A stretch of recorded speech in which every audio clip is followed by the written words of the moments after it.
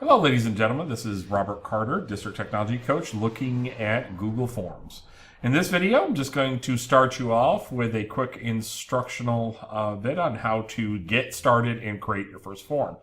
Now, the best place always is to do this is right from Forms, because you have your option for a blank and your template gallery right here and ready to go. With Forms, just like Docs, slides, etc., you're going to get these templates that could save you a lot of work.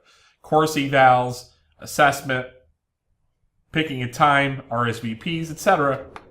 If any number of these could set you off on a much easier journey to get a full Google form done by having a good part of the structure already set in place for you.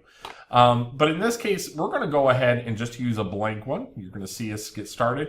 You're going to see we've got nothing on here. We don't have any titles.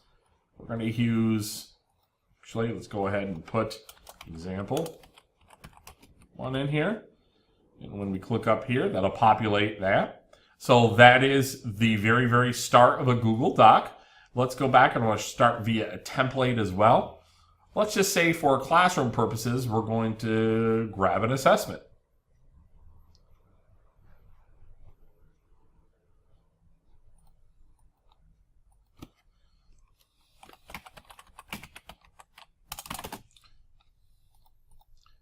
Let's call it screencast assessment example.